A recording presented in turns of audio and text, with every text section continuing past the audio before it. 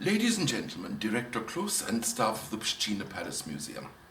Firstly, please accept my apologies for my virtual presence here. My association with Director Kloos and the beautiful Pszczyna Castle Museum goes back at least a decade, over which time he has generously agreed to hold a small number of photographic exhibitions, which Mrs. Barbara Borkowy and I have curated.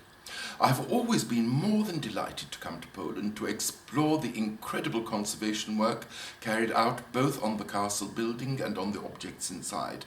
The castle, under Director Kloos' stewardship, has become a world-class museum and has also been preserved in an academically correct and beautiful state for future generations to learn and enjoy the history and changing fate of the von Hochberg family and their residences. Today, I should like to thank you all for coming to the opening of this exhibition.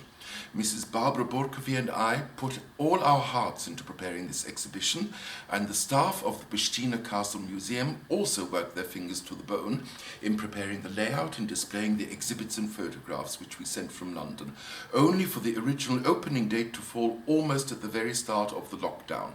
And I should like to thank particularly Sylwia Smolarek and Malina Czosnowska for their enormous input in making this exhibition take place. Naturally, Barbara Borkowy and I are deeply indebted to the museum's director, Mr. Maciej Kloos, the helmsman of the Castle Museum, who has devoted his life's work so unstintingly to this wonderful institution. As well as being one of the best museum directors I have ever met, he is also a lifelong friend. Finally, before I talk about the exhibition, I should like to pay tribute to Dr. Jan Kruszczyk, who so sadly passed away in July.